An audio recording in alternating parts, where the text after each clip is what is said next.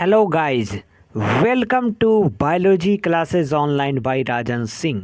My name is Rajan Singh और आज की इस वीडियो में हम लोग चैप्टर नंबर 7 जो इवोल्यूशन है, बायोलॉजी एनसीईआरटी बुक का एक्सरसाइज का क्वेश्चंस का जितने सारे सॉल्यूशन है उसको हम लोग डिस्कस करेंगे।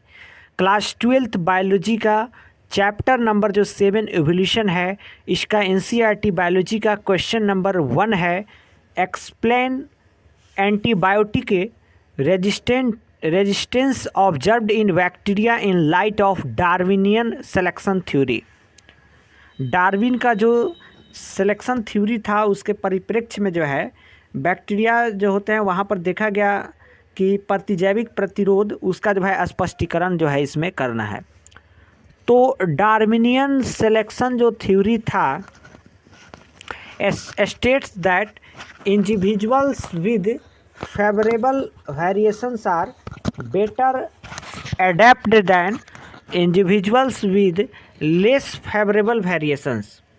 कहने का मतलब यह है कि जो डार्विन का सिलेक्शन थ्योरी था वह जो क्या था कि इंडिविजुअल्स जो है फेवरेबल वेरिएशन करते हैं, better adapt than individuals with less favourable variation, इसी को लेकर के था। It means that nature selects the individuals with useful variation as the individuals are better evolved to survive in the existing environment।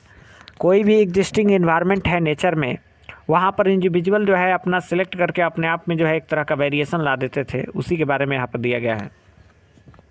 और अच्छी तरीक़ा से जो है इवॉल्व टू सर्वाइव कर पाते थे in the existing environment. An example of such selection is antibiotic resistance in bacteria। उसका एक एग्जाम्पल है antibiotic resistance in bacteria। When bacterial population was grown on an agar plate containing antibiotic penicillin, the colonies that were sensitive to penicillin died। वहाँ पर देखा गया कि जो उसका कॉलोनीज था सेंसिटिव पेनिसिलियम वो डाइड कर गया।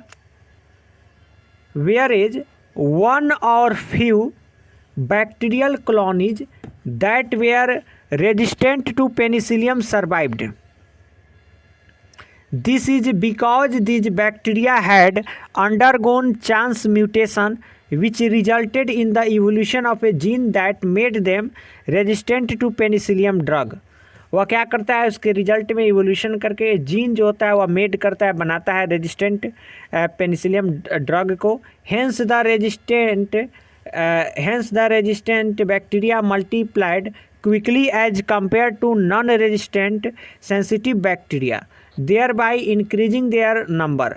वह क्या करता है, thereby increasing their number. Hence the advantage of an individual over other helps in the struggle for existence. वह एक तरह का विशेषता है उस इंडिविजुअल में, वह क्या करता है, अदर हेल्प से जो है स्ट्रगल करने का काम करता है और एग्जिस्टेंस करता है। फॉर एग्जिस्टेंस करने के लिए स्ट्रगल करता है, संघर्ष करता है। तो इस प्रकार हम लोग क्वेश्चन नंबर 1 को डिस्कस कर लिए हैं जो कि डार्विन का जो सिलेक्शन थ्योरी था उसके ऊपर था।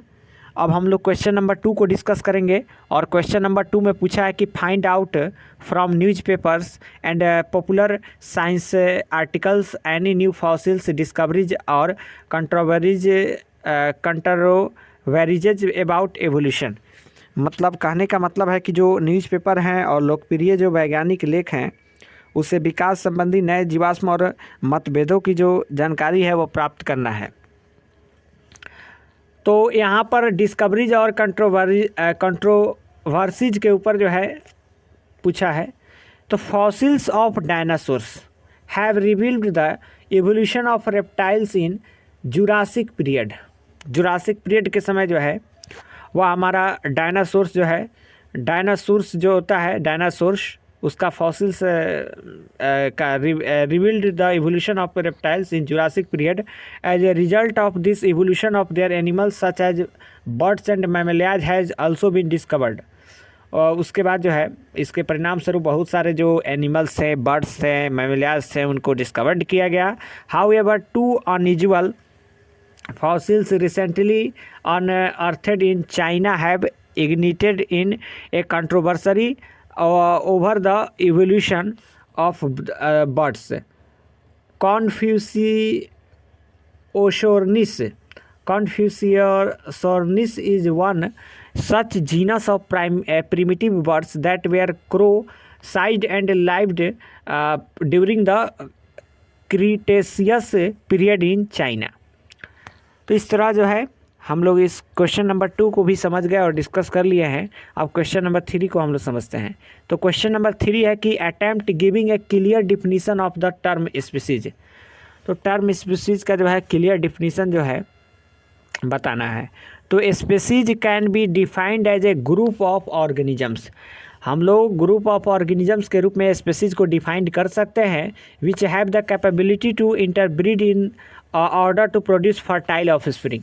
जिनके पास कैपेबिलिटी हो in interbreed in order to produce fertile offspring. तो इस तरह जो है हम लोग इसको स्पीसीज कह सकते हैं। स्पीसीज का एक अच्छा जो है यहाँ पर हम लोग का डिफिनीसन हो गया, क्लियर डिफिनीसन हो गया। अब हम लोग क्वेश्चन नंबर 4 को जो है यहाँ पर देखेंगे।